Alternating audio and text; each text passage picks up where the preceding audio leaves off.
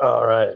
Good morning, everybody, on this September 21st in the year 2025. Or if you're using the Buddhist calendar, it is the year 2568. There are a couple of other calendars. Sorry, I don't know what the dates are. Um, just doesn't happen to be relevant to me. Anyway, no disrespect or anything. I just don't know. And it's not part of my life. So I don't have to know. Anyway, got that out of the way. Clear, very clear about that. So, like everybody else, I'm watching the internet. I mean, I wonder how many people there's still left on this planet that actually don't look at the internet, like don't look at YouTube or Instagram, TikTok, or whatever. Now there's this thing called Rumble. I never even heard of Rumble until 2 weeks ago. But whatever. I'm not even gonna look. I don't need to look. I have enough on my plate as it is. I mean, I've never even looked at Instagram either because, or TikTok for that matter, because I know what it is. It's all regurgitated, you know, product. The product is being regurgitated. That's how people make money. You regurgitate the same shit over and over again, but you put a slightly different spin on it. And now you find yourself making a lot of money. That's exactly what it is, in my opinion. You know. So it just happens to be that I choose YouTube to express my thoughts sometimes in this world. And I don't know, maybe one day my thoughts will be considered inappropriate or something like that. I don't know. It could happen. Might happen today. I have a lot of thoughts running around today that that I feel like talking about. You know, I definitely have an opinion about what's going on. And the reason I have an opinion about what's going on is because I'm a human being on this planet who's going to be affected by these things that are going on. Now, don't tell me it's not my business. First of all, let's get that clear. It's everybody's business. You better fucking wake up right the fuck now, and fucking start to understand there are certain things going on in the world that are going to affect you. And if you don't think they're going to affect you, then just stay home. You probably don't get a job anyway, because you're too fucking stupid, you know? So, everything's going to be all right. No, everything's not going to be all right. It's never been all right. Okay. I dropped out of school in the fifth grade. I did. I know a little bit about history. That's a good one. History, you know, I mean, at least study a little bit. You got to learn something a little bit to understand what the fuck is going on. Because if you don't know what the fuck is going on, damn, and you think everything's all right, wow. This, I mean, I don't want to, I know you guys aren't the opposition. So a person who doesn't know what's going on and doesn't, think that there's something going on, I don't consider them the opposition. They're not. They're just stupid. They may be, like a dumb cousin or a dumb uncle who sits in a shack in the back of the house drinking beer all day. That's fine. Go ahead. Yeah, I got no problem with that. But don't come out of your shack and drink a beer and sit down at the dinner table. You know what I'm saying? Because stay in your fucking shack, drink beer, and nobody's gonna bother you. At least we won't bother you. But there's some people that might, you know, like if you had a wife, they'd probably bother you. Because it would bother your wife, right? I mean, that's just like a very small example. But I think most intelligent people cannot understand where I'm going with this. Maybe not. See, that's the whole thing about talking about things. Sometimes you could pull a rabbit out of the hat because you've misdirected your audience. Now, I don't have any plans of misdirecting anybody at this moment, or pulling a rabbit out of the hat, or a gotcha moment or anything like that, right? Because there are no gotcha moments anymore. Y'all been got, everybody's been got, because somehow, some way, people just lost their idea of common sense. There's no common sense. I mean, how the fuck did this shit happen? Where, and what I'm talking about specifically is um, stupid white people. I'm very sorry to say it, but I could tell you that the problems, hello, the problems in today, like England and Ireland and the United States and stuff like that, came from stupid white people that thought, or not stupid white people necessarily. Excuse me, they might be opportunistic white people, the evil devils themselves, who decide that they're going to play a game because every time that I talk from now on is going to be about game theory, because this is all game theory. So they must have decided that it was to their benefit to create this chaos. This fuck everybody. It doesn't matter that they don't care about their own. Obviously, clearly they don't care about their own. Anybody who would have cared about their own wouldn't have let this fucking shit happen in Ireland and in and England. Now, I'm specifically talking about letting in Muslims, right? That's 100%. They openly say, and I've seen it. Unless it's AI generated, you know, that England is our country now, or Ireland is our country now, and then and Sweden, and go out and go rape some white women and stuff like that. I'm not. I've never grown up around white people. I've never lived in white society. I don't know what it's like to live in white society, but if this is the best that white society has to offer, they're gonna be wiped off the fucking planet. I swear. Because these are a bunch of fucking thick-headed motherfuckers who don't know what the fuck. They never grew up in the hood. I'm white. I grew up in the hood. I know what it's like. You got to fight. Like the Beastie Boys. You say you got to fight for your right to party, man. If you want to party, you got to fight for your right. That's. I mean, you might have like not understood the lyrics to that song, or maybe it might sink in 30 years later. But you got to earn your place at the table. And right now, socially and economically and everything like that. These white people, of which I happen to be one of them, just by skin color, they don't want a place at the table anymore. Apparently, they're just giving up the ass. Let people run your pockets, rape your daughters, whatever like that. Now, it's one thing. I believe in good old fashioned Irish on Irish raping or Irish and Irish robbing and stuff like that. Fuck, let the Irish fucking deal with it. You know what I'm saying? Well, I love the English on English. You know, Shit, they had Jack the Ripper, and he wasn't even fucking English. And they couldn't solve that fucking mystery until recently. Those people are fucking stupid. Don't even look out after their own best interest. You know, and the thing is, this might get me just like kicked off the platform for saying these things. But I believe them to be true. I believe that that you know that you have to fight for your right. You know, you know, and so in saying that, like I can only like reference like certain points in my life, through experience and stuff, growing up.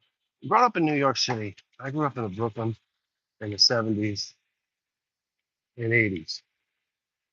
Now, the 70s and the 80s, in my opinion, as far as my lifetime goes, was the worst fucking time in my life. Oh my God. At least my view of the world was very dim. And like, like this is just like, this is just hell, you know, it's not,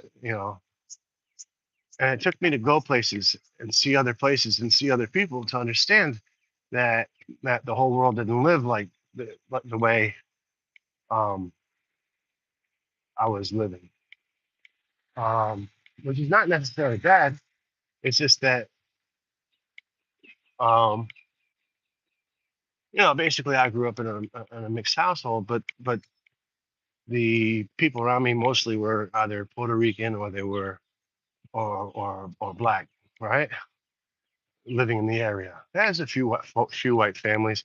I should have picked up on it earlier because like I came from a mixed household, and these white people, like the few white people that they did have, they never invited me over to their house or anything like that. But they were, I mean, I was saying they were smart not to do so, but like I kind of like understand that maybe maybe they were just protecting themselves. I don't know. I mean, I'm white. They used to call me Casper. People used to call me Casper, White Lightning, and shit like that. The reason they call me White Lightning is because whenever any trouble happened, man, I'll be so fucking fast running. I'll be the first one to run out of there, and I didn't care. You think they invented parkour in the '90s? No, parkour wasn't invented in the '90s. Parkour has been around for a long time, and it's called running away to save your life. They just made it a sport, you know. But yeah, I mean, you want to see somebody jump over a fucking over from one apartment building to the next, and it should be like 200 feet wide. All you gotta do is have some people chase him with a bunch of knives behind him. I guarantee you that fucking guy's gonna fucking jump. You'll see somebody fly. If they don't make it, well, oh well, that's too bad. I'm so sorry. I am sorry. You know. But anyway, that's kind of what you know. Some of the thoughts that were going through my head lately.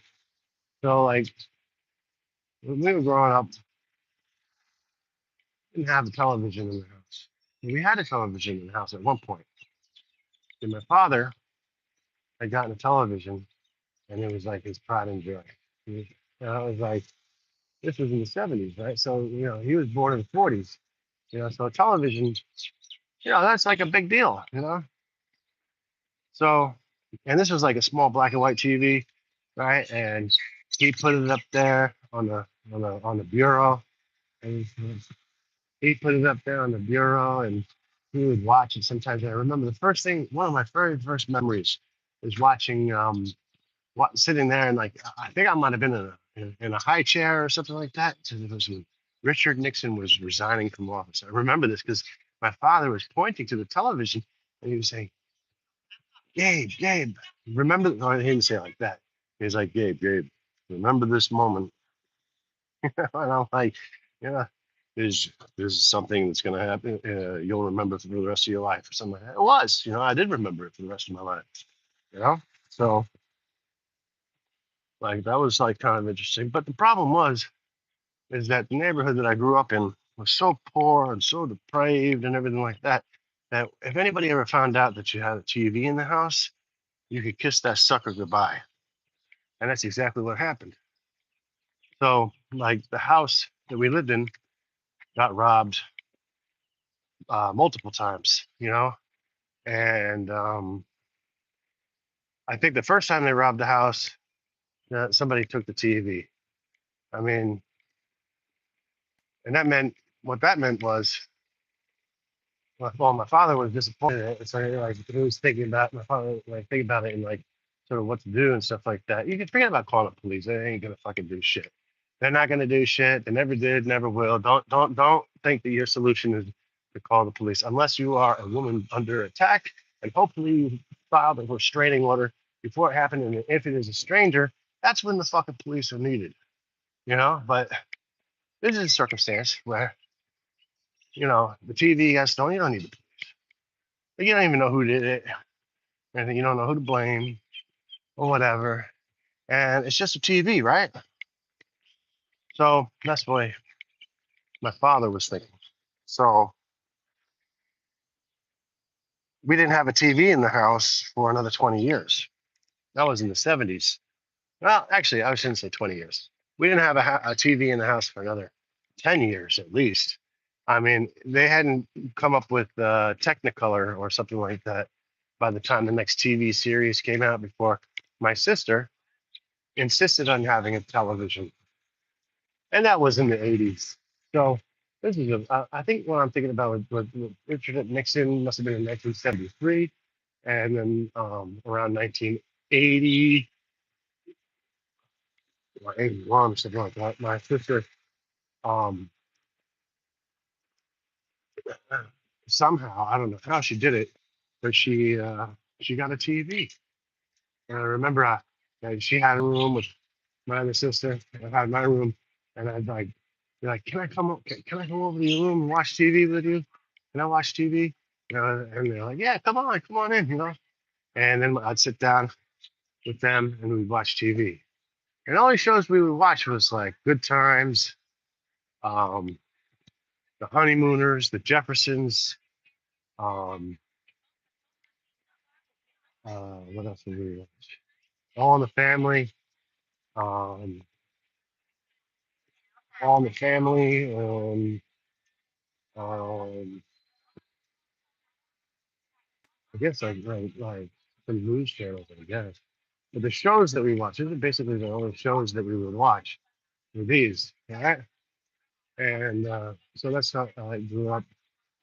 Like, well, oh, and of course, how can I forget Sanford and Son, my favorite show of all time, and the grandfather of modern humor, I would say, was Red Fox. Red Fox was the best. I'll tell you why Red Fox was so great, right? Why I like Red Fox so much is that he was a comedian who could make you laugh and make fun of like other people without making you feeling a little bit angry, without that little bit of an anger undertone or something like that. And and Eddie Murphy also actually, from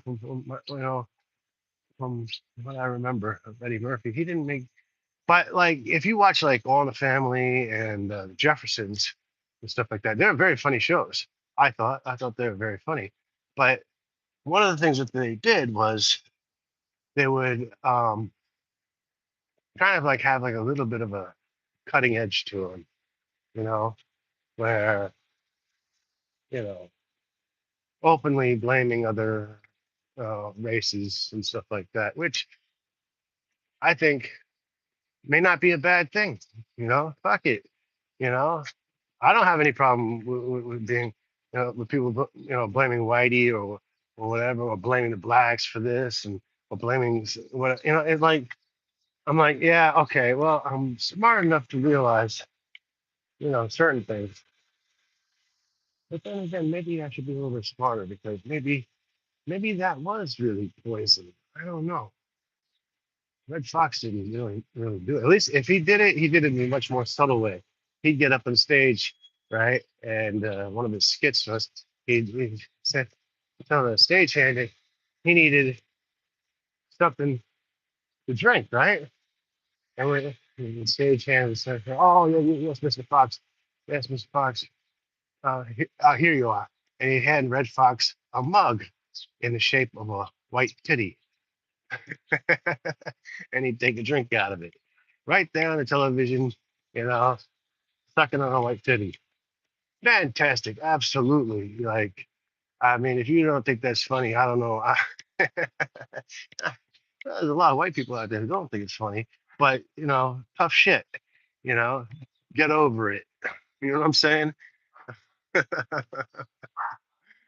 You know what I mean? That was just absolute classic Red Fox. I loved Red Fox. You know, I love this Sanford and Son, great show. I watched the Jeffersons a little bit, but the problem with the Jeffersons was that, like, there was a little more pride in it. Like a little more, too much, like race shaming, in my opinion. So like I had a problem with the like I had a problem as a white person. I was talking about, because if you look at the cast of the show, right, you got George Jefferson. He comes home, hey, Wheezy, you know. Like, who the hell doesn't want to come home and say that? I used to want to do that so bad when I later in life, when I had my first living girlfriend or something like that. All I want to do is come home and say, "Hey, Wheezy," you know, you know what I'm saying? But and they didn't really get it. You know what I mean? So I don't think that I actually ever tried it. I was maybe not the right circumstances or anything like that. You know, but like that's because like I didn't start dating white women until I was in my 20s. I think I was in my 20s when I started dating white women. I didn't have a white girlfriend until I was. It's like wow. Now that I think about it, that's amazing. Holy shit! All my girlfriends were black before that. And what happened? What happened? I gotta think about that. Holy shit! I just had a revelation of a lifetime. Holy shit! Yeah. So anyway, yeah, I didn't realize that. Right? And I'd only dated white women a couple times. Anyway, um, I liked it when it lasted. Well, while it lasted. Obviously, I mean, wasn't bad. You know, I mean, wasn't particularly good because they had expectations of me. That's why I didn't like dating white women because their families and the women, they wanted me to get a job and like, I don't want to get a job. Well, it's a regular job. I worked on the streets. I was a street hustler. I mean, I was out there, making money off of the streets. I wasn't a drug dealer. I was a gambler. You know, and you call it a gambler. I wasn't gambling, but people would gamble. Anyway, well, they think they would. But yeah, so like that was a problem for me because like it was a real moral dilemma for me because like when I was with a white woman, they wanted me to like work, get a job, get a career, and everything like that. And the way I was built just from the get go was like I'm not part of the system. Don't expect me to be part of the system. The reason you like me in the first place is because I'm different. I'm like so different. I'm like probably the most different person you would ever meet in your life. Because if you thought dating outside of your race was amazing, like a white girl with a black guy, wow, wait till you meet me. Because I'm a white dude who doesn't know what the fuck he is. You know what I mean? You know, I literally had no idea. You know, didn't know if I was white, black. That's all. I mean, well, I definitely knew I wasn't Puerto Rican. That's one thing I knew for sure, because the area that I grew up in was predominant, like outside of the projects, was predominantly Puerto Rican. Almost Puerto Ricans owned all the houses and stuff like that in the neighborhood, right? And so, like naturally, since there weren't very many of people like me of a very pale complexion, we would well, I don't want to say we because I felt like it was I really felt like they were more coming after me a lot of the times. And the reason that I think they were coming after me is because I would fight, like what I mean? Like you would expect like I would at least I expected because I remember like how do you get any respect in school? How do you get like people to leave you alone? Because that's the objective of fighting, in my opinion, was always to show people you can't be stepped on. Right? But it kind of worked in reverse in a way in my neighborhood because like if you know it's I'll put it to you like this: it's sort of like when police arrest somebody and they just telling them stop resisting, and the person's like just moving around just a little bit, and the police are saying that to cover their ass legally. Stop resisting, even though the guy's got like two handcuffs on, one on his ankles and one on his wrists, and they're telling him to stop resist. It's the most ridiculous thing that I really have ever seen, and they keep doing it. I've seen you see the police videos. Stop resisting. How do you say hey, there's fucking five of you motherfuckers on top of somebody, and you're like telling the person stop resist? Okay, I mean, I could understand if it's like once in a while, but not every single time you arrest somebody, you know, stop resisting bullshit. No wonder nobody likes the fucking police. And I mean that too, you know, like when I was a kid, they used to have what was called the beat for police officers. And I still remember there was one officer and he would walk the beat. He'd walk down the street and he like walk down the neighborhood and stuff like that. But the neighborhood got so bad where people on the roofs were like throwing down bottles and rocks and shit like that. And and the guy on the beat, and you know, they stopped doing the beat because the officers wouldn't walk the beat, right? Because it was too dangerous, you know, and it really was, you know. Shit, somebody would be firing a gun at them from the roof or something like that, or whatever. And the police, you know, so the beat, the idea of the cop walking the beat became extinct. So now they had to be in squad cars and stuff like that, and had to act like the way they act, you know. And you know, look, I'll say the police definitely have a purpose. You know, there's a good reason for them to be around, but most of the time they're just fucking people's lives up, in my opinion. You know, especially highway patrolmen. That's the worst. Because when I see one, I just know that you know what that person's job is that they're highway robbermen. It's like legalized robbery. They come down. They say, well, first of all, you're driving, right? Driving down the highway, and you see two of them, two police cruisers. They're like parked on the divider, and they're like lions in the savannah, and they're looking down at all us other cars just driving along. We're the wildebeest running down the savannah in Africa, and these police cruisers are looking down with the technology and stuff like that, trying to pick one out. It's exactly the same fucking thing. They're trying to pick one out. Well, that one looks good. Let's get it. Go, come on, George. Whatever they don't say, they'll go fucking come down. And you know, this person, what did they do? They went 5 miles over the speed limit. Oh shit! And people lose their lives over this shit all the time. You know, and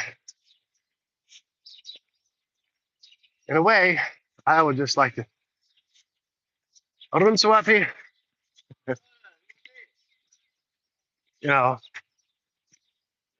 so you can like imagine like the outrage and stuff like that. Sometimes people get really upset about this because they are being picked on, because they're being singled out, and like you know, they're coming. The highway patrolman coming down. You know, I had a highway patrolman stop me one time, and I was coming out of like because I used to do deliveries like for Instacart. I'm coming out of this like whoever I dropped it off to their driveway in a very nice little lane, you know, where they make a lot of money, whatever. I ain't got nothing against that shit. All right, fine. You know, but like I'm the delivery guy, okay? So leave me the fuck alone, right? So I dropped off that goods, and I'm driving out of this little street and, you know, try to get back to the main highway. And there's a police cruiser. I'd seen him when I went in.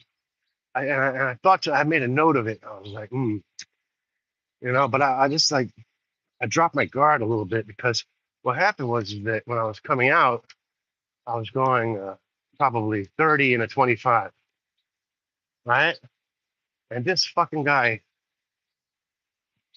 you know how they do it? They first they follow you, right? They follow you and then they drive up right behind you. And so like I'm like looking, I'm watching him. I watched him like fully let me get on the highway, do a U-turn from where he was, and I knew he was coming for me, right? And he catches up to me, right? And I'm like, damn, man, couldn't this motherfucker just leave me the fuck alone? I mean, that's what I'm just thinking. I didn't even wait for him to turn on the lights. I just, you know, pulled off to the side and I'm like, I know he's gonna pull me over, right? And I'm delivering people's groceries for a living. I mean, you know, I'm a veteran. You know, I always bring out that veteran shit when the cops pull me over. You know, and I'm a Gold Star family member. Give me a break. can you mind not? I'm delivering groceries for a living. Would you mind not giving me a ticket? Could you possibly find it in your heart to? Because I don't like to beg, but I'm begging in a way. But I'm also propping myself up at the same time. And this guy, he didn't care, and he's like, he's you ever see these highway patrolmen? They're like 5 feet tall. I think there's a whole bunch of them because I've seen them when I'm driving down the highway, and they're all like 5 feet, 5 foot five. Now I thought that the fucking the highway patrol at least had a height limit, like you got to be a certain height to be highway patrolman, right? You got to be able to handle your business. But the thing is that a guy 5 foot tall with a gun can handle a lot of business. So yeah, so that was like something that I noticed. But the thing is that when you hire a guy who's 5 feet or 5 foot five and you give him a gun, is he's gonna like all of a sudden say, "Oh, now I'm the big man." Now I'm 6 foot two, I weigh 250 pounds, and this fucking 5 foot guy, he's looking at me and he's acting like he's going fucking power or shit. And I'm telling him, listen, I'm real sorry. I didn't mean to like pull out of there too fast. I'm delivering groceries for a living. I'm a veteran. I'm semi-homeless, which is true. It's true. And I come from a family of veterans, killed in wars the United States has fought, which is true. And he's like, "Oh, that's the way you want to play it. So that's the way you want to play it." And I'm like, "Yeah, that is the way I want to play it." As a matter of fact, and that's what I told him, you know. And he goes back to his car, you know, and his partner comes. Somebody else they pulled another car over. I guess like maybe like I don't know what the procedure is, but if like two cars come, maybe it's because like the first car is radioed in. We have a non-compliant. I'm guessing we have a non-compliant victim here that we're trying to shake down, and he's trying to fight back. You know, so so they figure always 2-on-1 is better than 1-on-1, right? Even if you do have a gun. Yeah. That's the way I look at it. I don't know. Maybe I'm wrong. Anyway, so he goes back to his car, and his buddy comes over, who happens to be a white dude. The first guy was Latino. I don't really like to attach like racial identities to people sometimes, but sometimes you just have to, because this was the day after somebody, I don't know who it was, some fucking idiot in the Republican Party came out and said that Puerto Rico was an island of trash or something like that. And I never said anything like that. Whatever. I think that this guy saw me and he's like, "Oh, Puerto Rico's an island of trash. Well, let me catch the first white dude I can catch that I'm going to give a ticket. Oh boy, I'm going to give him the fucking business." But the thing is, yo, I'm delivering fucking groceries, man. I get a pass automatically. I should get a pass automatically. Everybody who's delivering groceries not really breaking the law or anything like that. They got no fucking money, no fucking future, or anything like that. And here your ass is coming over there to give somebody a ticket, which they have to work all fucking day for to pay the fucking ticket. Forget about the fact that depending on the ticket, they might even have to like appear in a video Zoom court or something like that. Fuck that. You got to have a little humanity. You know what I'm saying? So maybe it was some sort of like I felt it was some sort of a payback for that or whatever. Or maybe he didn't. Maybe he didn't. I guarantee you, he saw the show. He knew exactly what he was saying. Okay. I mean, some things you could say are true, but you just can't prove it. So anyway, his partner happened to be of the Caucasian persuasion and comes over and standing on the side of the car. And I said, "Listen, man, look, I'm doing groceries for a living. This guy, he's like I can't talk to him. He won't listen to anything I have to say. He doesn't care. He just wants to write me a ticket, And he's like, well, yeah, uh, well, let's see what he does, "Oh, run so what, somebody pal." He's like, let's see what he does about it, you know, and and then I'm chatting with him, talking to him, I tell him about I'm a veteran, And of course, he's like, yeah, you got to throw in the quick question to like try to verify that you actually were a veteran, to, like try to catch you off guard. Like, oh, where'd you go to boot camp? And I said, well, I went to boot camp at Great Lakes. Now, he might have been too young. But Great Lakes got closed a long time ago. I went to Great Lakes in 1994, right, to boot camp. And anyway, but I, he didn't say anything about it, whatever. And he knew that my answer was the truth because you can tell sometimes the way somebody answers a question that you're listening to the truth, right? So anyway, so he's standing there and he's like looking at me inside the car, talking, we're chatting and everything like that, talking to him. He didn't really share too much information about him, but my heart rate's up and I'm fucking pissed off. I'm really pissed off because I'm looking at the injustice of this situation that's being unfolded here, right? And I see in my rear view mirror, I look in my rear view mirror and I see the guy getting out of, there's all 5 feet of him getting out of his fucking vehicle with a gun on the side of his hip that could be a third leg because that's how fucking short he is. The gun is, you know what I mean? These motherfuckers really pissed me off. So he comes up and he says, well, here are your tickets. And I'm like, what do you mean my tickets? And he says, well, these are your tickets for X, Y, and Z. He gave me 5 tickets. One for my license plate, one for my expired um, emission sticker, one for my bumper, one for speeding, and another one for, what was the 5th one for? That was for something. I forget what it was. And he says to me, and he looks at me and he says, I would have given you a 6th ticket, but you have a week left to pay for your insurance. And I'm like, and I'm looking at 5, the guy just gave me 5 fucking tickets, coming to like, $480. I'm delivering fucking groceries.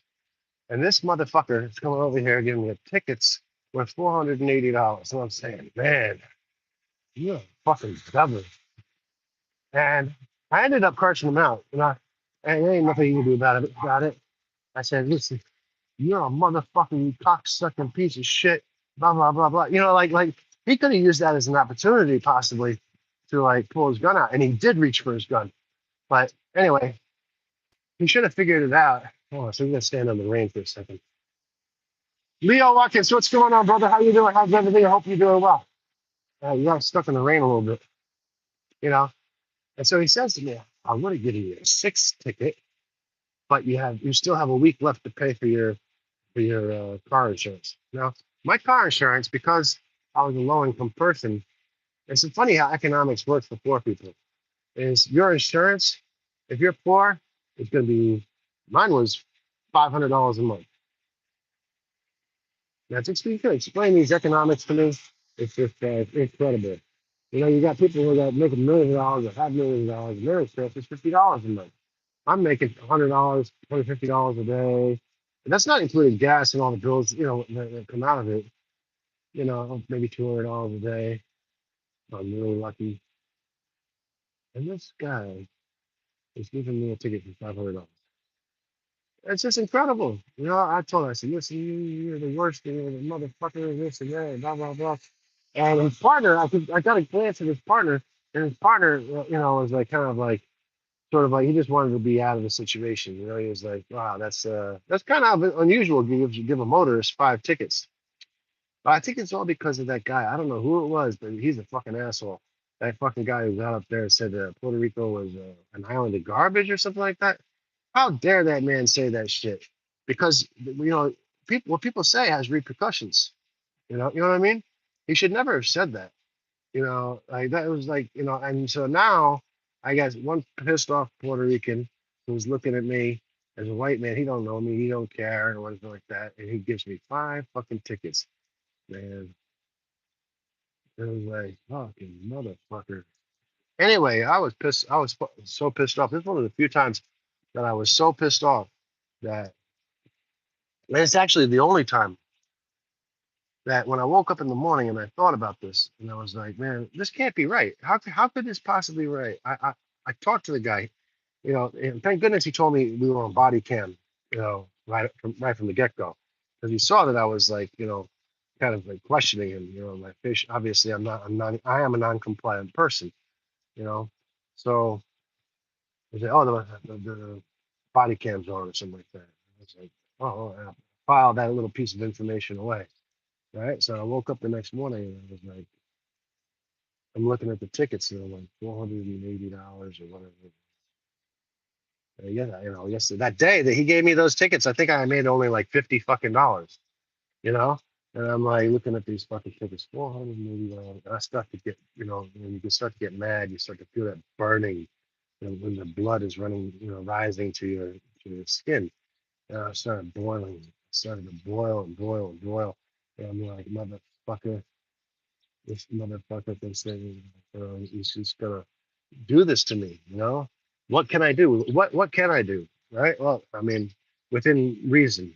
The only thing I could do was I called up uh, internal affairs for his county, for the county that I got the ticket, and I didn't get a human at first. Right? I had to leave a message. So I left a message, and I was like, I think this is really unfair that this guy gave me 5 tickets, and he said he would have given me 6.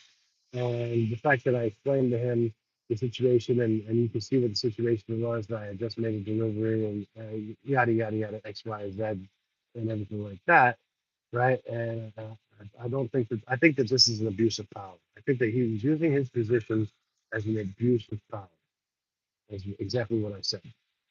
And I hung up the phone and it was recorded. I didn't get a call back. I didn't get a call back or anything like that. And I was like, well, that if that's how the system works. So like I actually made like 2 or 3 more phone calls over the next couple of days or something like that to complain about this shit because you're taking away my livelihood. You're making it so I can't work anymore. This is a very serious issue. It's not just like something like you can just sweep under the rug and say, oh, it's nothing or something. No, it is something. It really is something. And this guy, whatever fucking complexes and problems he has, and whatever it was, or whatever happened, whatever pissed him off. Maybe it was his wife. Maybe it was his husband. I don't know in these days.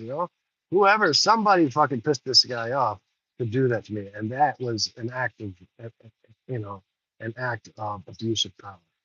So I called like 2 or 3 more times, and so until I calmed down, it took me a few days to calm down.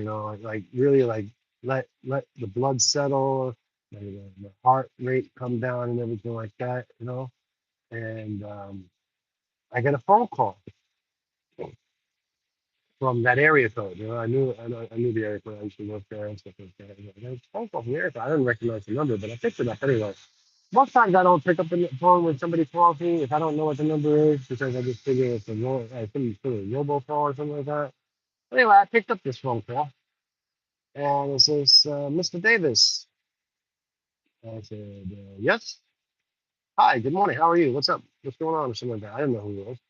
He said, Mr. Davis, I'm inspector officer, sorry, officer here. So and so from the Morristown Police Department in New Jersey. And I was like, oh shit, am I in trouble? I thought, holy shit, now they're really coming after me. I complained because my friend told me, I told this to my friend, I told this about my friend. He said, no, don't do that. Don't call internal affairs. Don't call the police department. They're going to come after you. They're going to have all the power. And they're going to come after you and they're going to fuck up your life.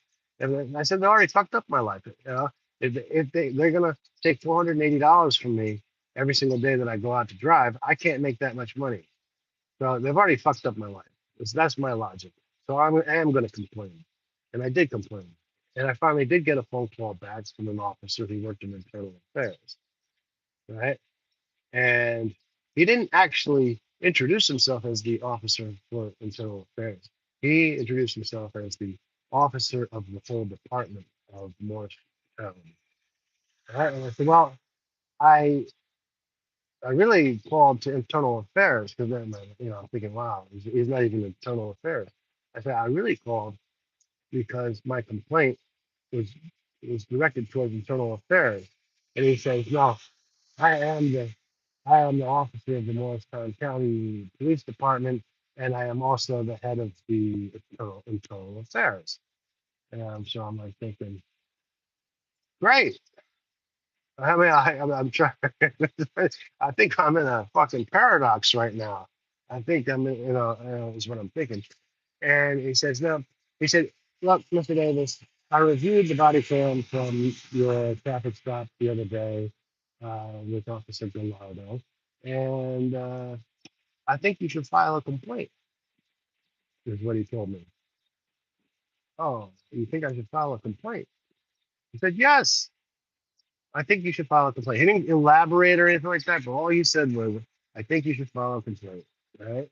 And if I hear him telling me this, that, now I'm starting to feel like, wow, man, I really am right. Like this was an abuse of power. Why would he even be calling me back, telling me that he thought I should call and file a complaint? Right. So I said, yes, I'd like to file a complaint. I think this is an injustice, and blah, blah, blah. I said, okay, what's the best way to get in touch with you? Can I mail you or email you? I said, just email me the complaint form and I'll fill it out, whatever, send it in. Right. Right. So he ends up emailing me the complaint form. I get it. I get the complaint form. I fill it out and I said, um, basically my grievances.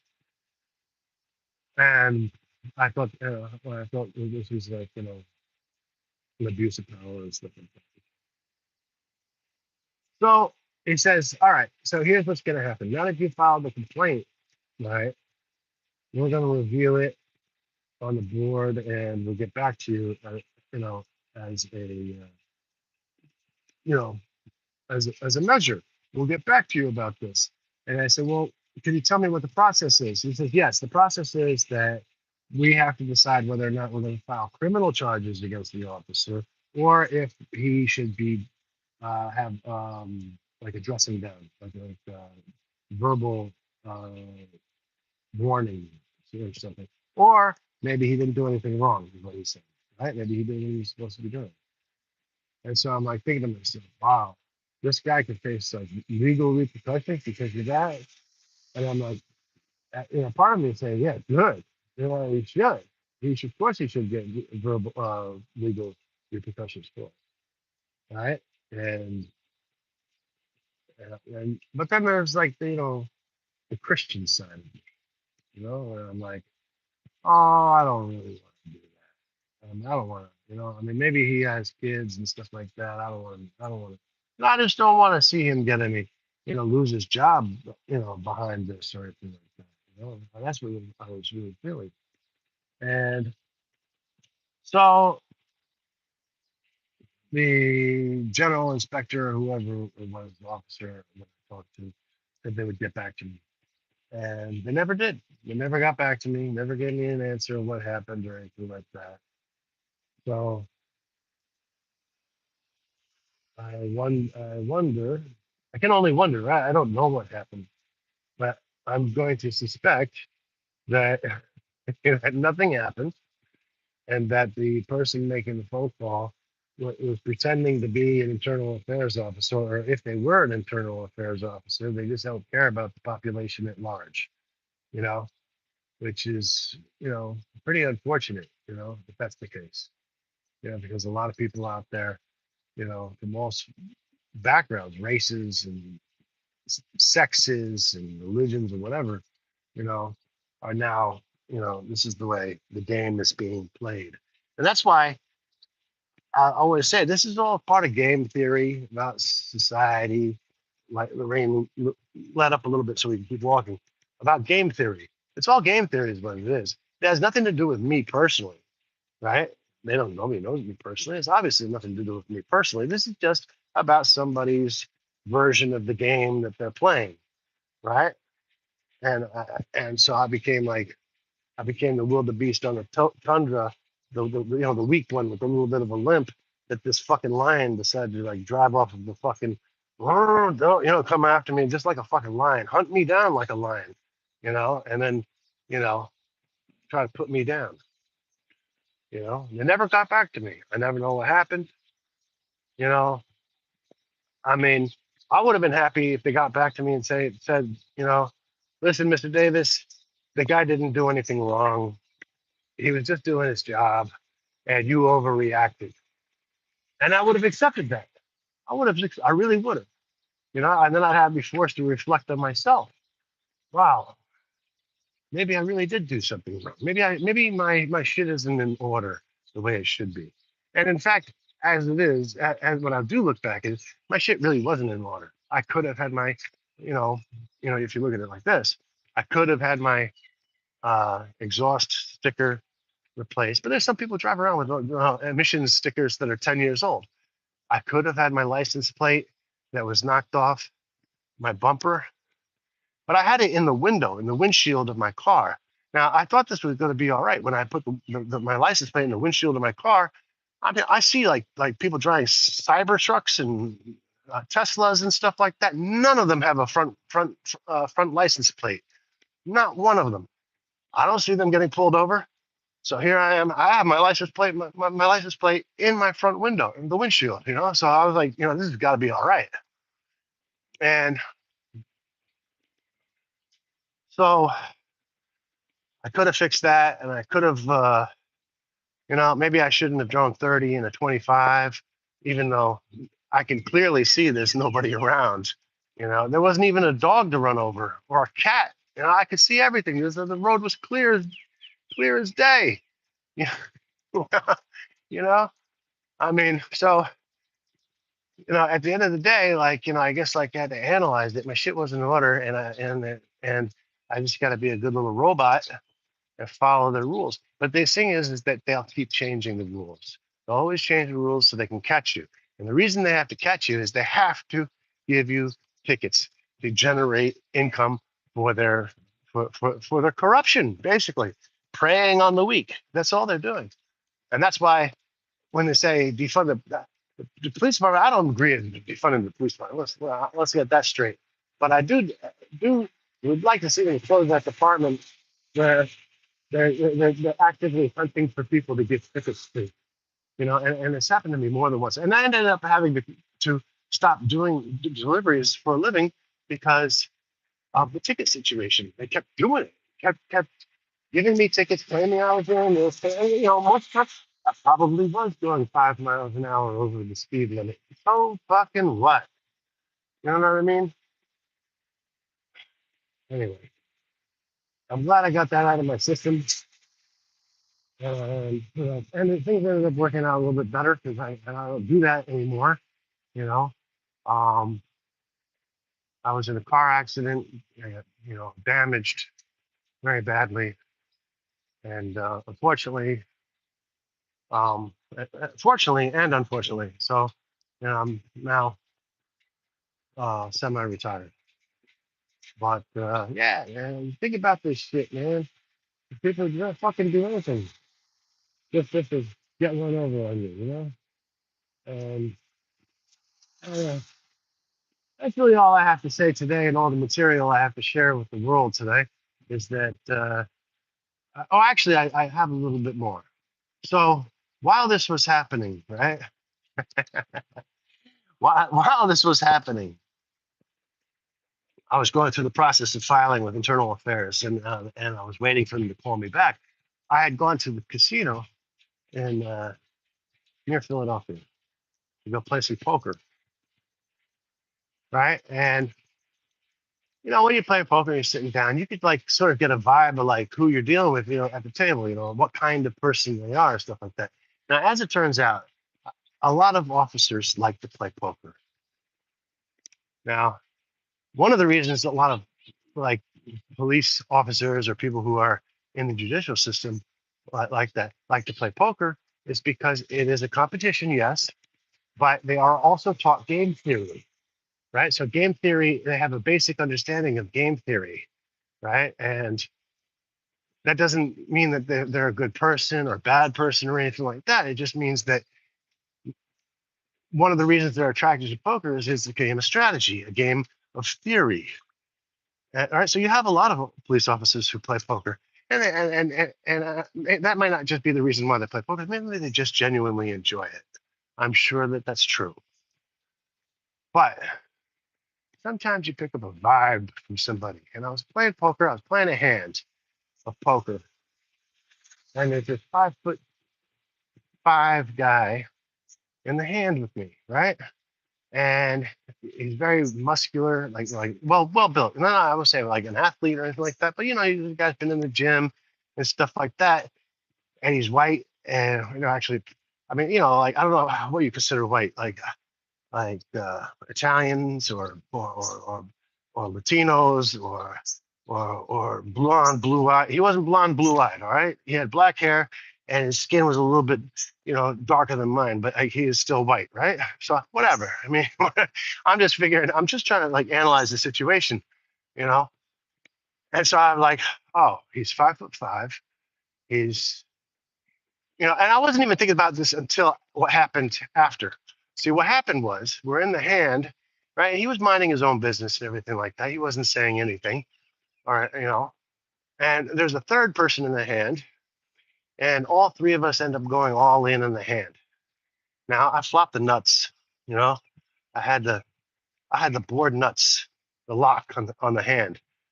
Because I had ace king with two. We were playing Omaha with two side cards, and um two kings that hit the flop, right? And a low card.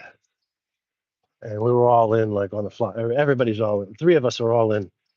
And I just looked over to the guy. I was like, oh, you have ace king also? And I showed him my ace king, right? Because it's like the nuts, except for, like pretty much the nuts, you know, second best hand. And he's just holding his cards down. And he's like, got this look on his face. And I was just smiling at him, like, hey, hey, do you have this too?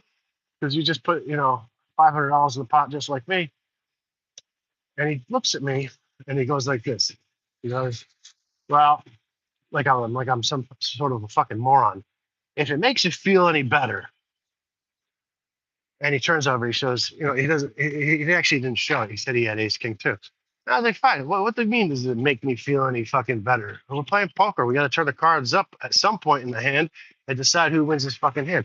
Now my fucking radar is way up, and I'm looking at him and I'm saying, oh shit, he's 5'5". He's well built.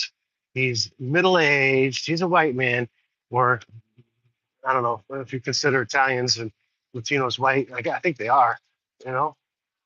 And he's giving me the business. This guy's giving me the fucking business, right? About like if it makes me feel any better. What do you mean if it makes me feel any better? Like, I'm not your fucking son. First of all, I'm probably fucking older than you. You ain't talking to me like that. And I was like, now like smoke's coming out of my fucking ears. Anyway, as it turned out, my other two cards were like a queen and a 10 or something like that. So I had like ace, king, queen, 10 or whatever it was. And on the flop, three of us are all in. And then I asked him on the flop, do you have ace king also? So and he gave me that remark, like if it makes me feel any better, like he was doing me a favor just to let me know what his cards were, you know. And I was like, oh, okay. I just tabled my hand and turned it over and everything like that. And my cards are on the table. I'm not playing this hide and seek game of bullshit. My spidey senses for bullshit are all sticking up and everything like that. Red flag says this guy has got to be a state trooper. There's no way. If this guy's job is anything other than highway patrol, and that's what. And so the turn comes at 10, and I immediately go, I feel a lot better about it now. I feel a lot better now. And I'm sorry, like giving him the business, loud. Like everybody in the poker room could hear me. Everybody's looking over because like, who's this guy? Again, I feel a lot better about it now, motherfucker. And I feel better now. I feel better now. Like that, That's exactly what I was doing. And the guy's sitting there, he's just taking it. He's just taking it, because he knew he shouldn't have said that to me. He knew that he should have been more respectful. I wasn't disrespectful to him or anything like that. And so I was already fired. Now I'm fired up from the whole fucking situation. I ended up winning the pot. I won the money. But to me now, it wasn't really about the money anymore. It was about being disrespected, right? So he had another dude sitting next to him who looked just like him. And I'm like, oh, you two highway patrolmen, aren't you? I bet you guys are highway fucking patrolmen, aren't you? Giving people tickets and stuff like that when you don't have to. You couldn't shut me up. I kept going on. Yeah, you're a fucking policeman, aren't you? You are definitely a highway patrolman because only a highway patrolman would do something like that, right? And the guy sitting next to him was like, no, man, I'm a roofer. I'm a roofer. I don't even know this guy. But he had like somehow for whatever reason, he wasn't in the hand. He was just like sort of like I got this guy's back or something like that. Like the guy he's sitting next to. I don't know why. I don't know any of them. But so I go on and on. You know, I let off my steam. I ended up winning like $1,000, $2,000 or whatever it was that day, and I won. But the winning, whatever the winnings didn't on that day didn't stick with me. And then yeah, I thought I lost them back the next day. Who knows?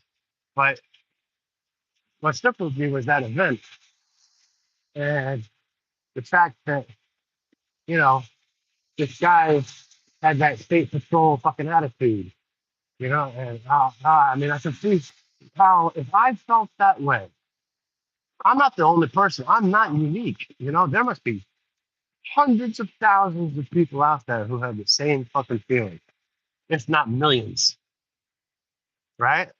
So as it turned out, as it this is really the truth, honestly happened. The next day I went back, or 2 days later, or whatever it was, maybe a week later, I go back to play the same game, and I see that guy there. Now, for me, it's all over. You know, I'm not feeling it anymore. I don't, you know, whatever. I let it out. Plus, I had won. You know, so it's a lot easier for me to, you know, forgive and forget because I ended up winning the fucking game, right? You know what I'm saying? But anyway, he comes up to me, all 5'5". I'm 6'2". He comes up to me, you know, just like with his broad shoulders and muscular body and shit like that, whatever, you know. And he puts out his hand to shake my hand, and he wants to shake my hand. I said, "All right, I'll shake your hand." He says, "Yeah, I didn't mean any disrespect to you or anything like that, but I really do appreciate." He said he appreciated the fact the sporting element that I had in me that I would, you know, I don't know what he was saying. I mean, he was like congratulating me or something like that, standing up to him. And as it turned out, he was a fucking state trooper. Now, fucking figure that out.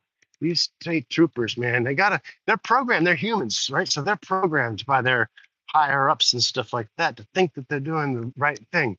But how can you possibly be doing the right thing by giving people tickets to take away their whole day's pay when they're delivering fucking groceries? And they're telling you, I'm a veteran. I'm from a Gold Star family. Members of my family have died for this country. Recent, recent wars. Do you think you could find it in your heart to forgive me for going, 30 into 25? And if the answer is no, then you're a piece of shit. You know, what kind of fucking asshole do you got to be to, do that? And I've traveled all over the world, right? And the only place I've ever been where they're going to give you a ticket for going 30 into 25 is Morristown, New Jersey. As a matter of fact, actually, no, I got another one. That's another story in Brooklyn where the guy claimed that I was doing 80. Happened. The police officer, the highway patrol guy, said, "Are you doing 80 on the Belt Parkway?" Now I don't know if you know what the Belt Parkway is or not. But basically, what the Belt Parkway is, it's like a highway that wraps around Brooklyn and Queens to Long Island and stuff like that, and it's got millions of cars on it. You people commuting, and it's always bumper to bumper. you know? And so he gave me a ticket for like $160 saying I was doing 80 on the Belt Parkway. And I just simply wrote on the ticket, because you can contest it. And I said, what's the reason for your contesting the ticket? I said, dear judge, I was on the Belt Parkway at 11 o'clock in the afternoon in the morning. It is physically impossible to be doing 80 miles an hour as it's bumper to bumper traffic, right? So, like, I'm contesting that ticket. And that ticket, I kept getting notices like, oh, it's been postponed. We'll have that Zoom judge meeting later. It's been postponed. It's been postponed. It got postponed for over a year, well over a year. And at the end of it being postponed, I got a letter from their traffic department saying that the case was dismissed, that they weren't going to give me the ticket.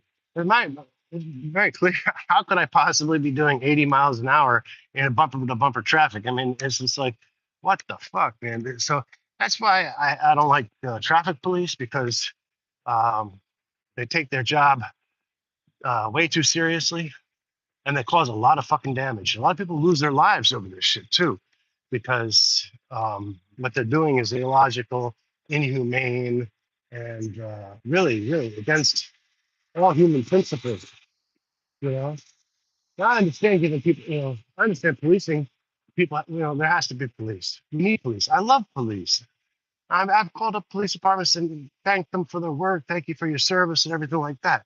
But if you're a fucking highway patrolman, giving a delivery guy a fucking 5 fucking tickets that come to $480, and he's, that he's a delivery guy. You can see that he went and delivered. It's not like it's like a hidden thing. If you're that guy, if you're that police officer, quit your fucking job. Go fucking do something else, man. I mean, like, at least, like, at the very least, go get a job at a fucking prison where you can be a corrections officer and torture criminals, right? Because that's what they do. I mean, I don't know. Do something else, man. Why are you got to be out here in the fucking general population? Because in my mind, that's the fucking criminal. Anyway, thank you all for listening today. I hope you had a good time. I hope the story was good. I hope it was wholesome. And I hope that I spoke the truth. And that, that in saying so, these things, that I didn't break any laws or violate anybody's rights. I want to thank you all for listening today. It's Kaiser 11. What's going on, brother? How you doing? I hope you're doing well. It's raining, so I'm kind of have to get out of here, back to the house, to put the phone away so I don't get any water damage.